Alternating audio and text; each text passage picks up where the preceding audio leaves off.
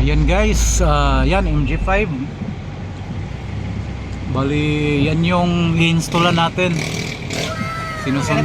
Sinusundan natin.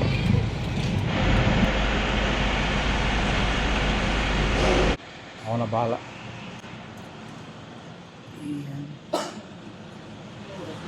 Hello mga ka-amigo, welcome back to my welcome back to my channel. Amigo Rolando po. So dito tayo ngayon sa Pasig. So area sa SM parking area tayo kasi medyo maulan sa labas. Dito tayo kasama natin yung customer natin. So ito na yung MG5. So ang gagawin namin dito, magkanda kami ng checking. So yan ang MG5. So kanda ko yung checking, hazards, yon, ilaw, headlight, gumagana. So ito nga pala ang loob ng sasakyan. So ito yung original stereo. So nagkanda ko yung checking din. So ngayon, buhayin mo yung stereo ya. Check natin yung mga speaker nya. So ayun, so dalawa lang ang speaker sa MG5, MG-ZS. Oh. So ito yung reverse. Reverse mo ha kuya. So sa reverse camera ng sa reverse trigger ng MG5, kanan po yung may power. So sa kabila wala. So ito lang. Alright. Yan oh. So yan talaga pag MG5. So alright, so lahat is gumagana naman. Wala tayong problema. So no need na natin patagalin pa. So kailangan natin baklasin ito. Okay. Goods. Una nga pala sa lahat, shoutout ko lang si Kanoto Kiyang. So siya yung supplier din ng MG. Lahat na may MG. Tapos makikita nyo po yung Facebook page niya. Ito po yung Facebook page niya.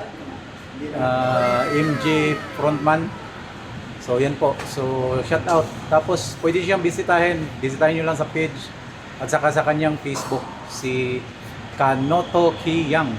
So supplier po yan sa lahat ng parts ng MG, MG5, MG-ZS, lahat. Yan mga kamigo, ito na yung original stereo ng MG5. Sorry. So ngayon mga kamigo, unahin natin dito sa ibaba.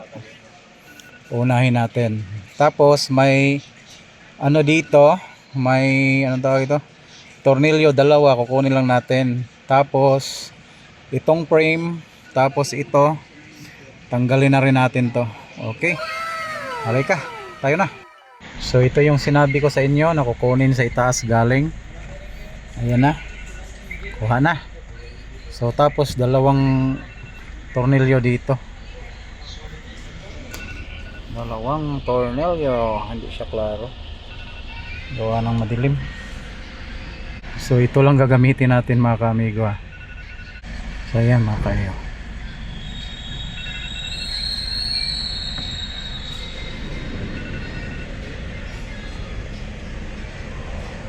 So ayan, natanggal na natin yung dalawang screw sa ilalim.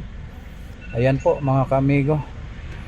So ngayon, ito na naman unahin natin bago tayo magbaklas dito. Okay, so dito tayo mag-umpisa. Umpisahan natin dito.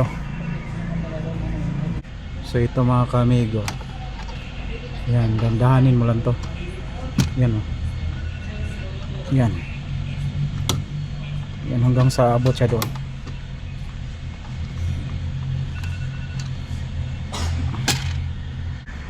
So ito na mga ka-amigo, nabaklas na natin.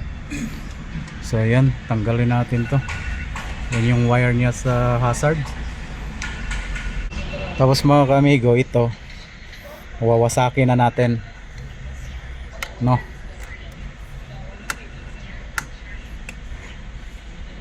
So ito na mga ka-amigo, tanggal na.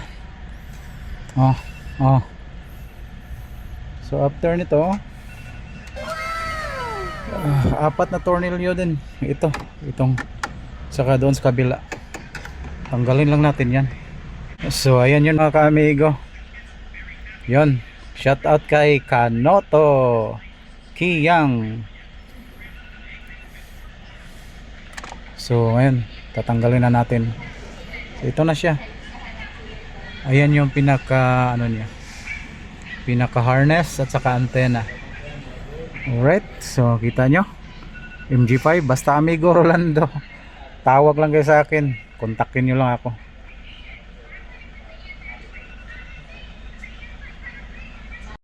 So yan mga ka-amigo, pati ito tanggalin natin kasi ito yung daanan natin papunta, no? Yung may dashcam tayo ilalagay dito, tayo lulusot susuong papunta dito. Yan mga ka-amigo, yung sa reverse camera na ano, tapos ito lalagay natin, pati yung dashcam yan nandyan na, kinabit na natin yung dashcam, oh. Tapos yung kasama na USB nandyan na rin. Tapos ito yung sa ano, tapos ito yung sa auxiliary at saka harness, plug and play. So dito tayo lulusot. Ito na yung harness, plug and play tayo, no void warranty ha. Sana all. Kahit sa casa pa tayo mag-install, walang problema. So nakabit na natin yung camera, yung GPS nandun na, GPS antenna. Then ito isusunod na natin, yung USB nandito na rin, nasa loob na, andyan na yung USB sa compartment. So ayan na mga ka-amigo, i-ano na natin to, ilalagay na natin. So ayan mga ka-amigo, nandyan na lahat, ready to fire na to. Ayos. So syempre guys, ilagay na natin yung 10-inch na Android head unit natin. Tanggalan lang natin ng cover kasi pangit tingnan. Meron naman yung ano, meron na yung tawag ito, cover din. So ayan siya, ang laki oh, MG5 po yan, yun oh, MG5 mga ka-amigo. So ayan na mga ka-amigo, titesting na natin yan, camera harap at saka likod. So tatapusin lang natin yung reverse para matapos na tayo dito. Ayan, ito na siya. Ayan na lang kuya. So, alright mga ka-amigo, natapos na yung MG5 na kinabit natin.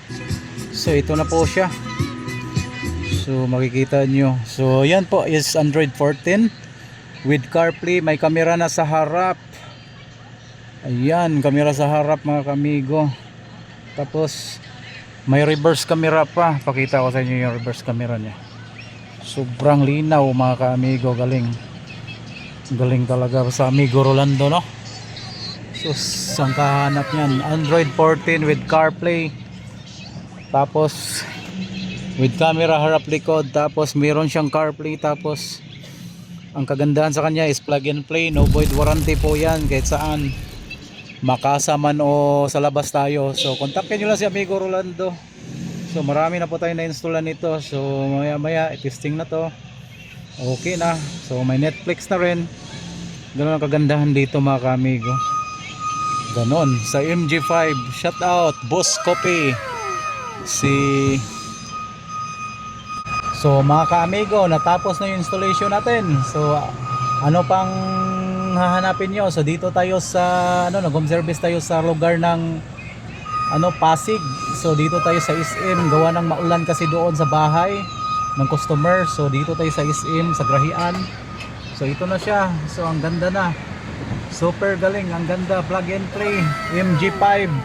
Basta Amigo Rolando, garantisado na yan. Hanapin nyo lang ako sa aking YouTube, Amigo Rolando, Facebook Amigo Rolando. Tapos yung number ko nandyan na, naka-indicate na lahat.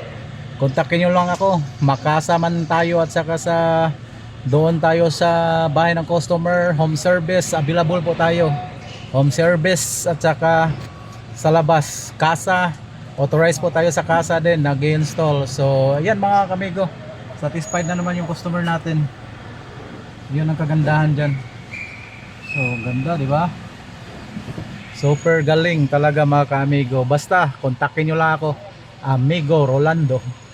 Hello mga ka-amigo, so dito tayo ngayon sa Pasig. So nag-install tayo ng MG5. So customer natin si Sir Balen, dito siya sa Pasig na area. So nagkausap kami last time. So So nakita niya po yung ano ko, mga gawa sa ating mga YouTube channel.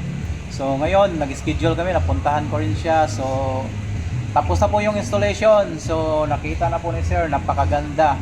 So ngayon si Sir, hope na masatisfied siya kung anong masasabi ni Sir Berlin sa atin. Sir, ano masasabi mo, Sir? So na-install na yung yung Android head unit ko at si Sir mismo Orlando yung nag-install at sobrang satisfied po ako sa pagkabit ng Android unit ko po. At na kita ko rin kung gaano kaganda yung unit na kinabit ni Sir at sobrang satisfied ako. At gusto ko pong i-recommend si Sir sa inyo, Sir Rolando.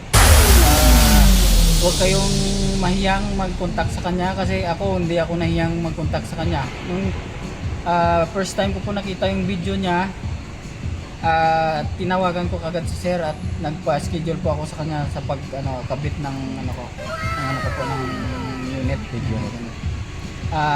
Pwede nyo pong hanapin si Sir sa may Aking social YouTube. media niya po. Amigo Rolando. Amigo Rolando FB account. FB.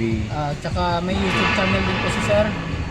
Search nyo lang po si Sir, tsaka may contact number naman po dun si Sir. Ayos. Okay. Good quality unit at tsaka pag-install. Ayos. Thank you, So sir. salamat, Sir. Salamat, Sir. Salamat din po. Ayos. At least si Sir 100% yung tiwala sa atin kasi nakita niya talaga kung saan tayo nakapag-install. Punta tayo sa casa, andon lahat. Plug and play, no void warranty, safety yung sasakyan mo. Wala tayong splicing, hindi bara-bara, kundi installation, malinis, at saka okay. All goods. Tsaka may dagdag po Okay, ako. dagdag. Huwag po kayong matatakot na mag-contact kay Sir. Legit po si Sir. Ayun. Talagang napatunayan ko ngayon. Ayos. Okay, Sir. Salamat, Sir. Okay. Okay. Salamat din.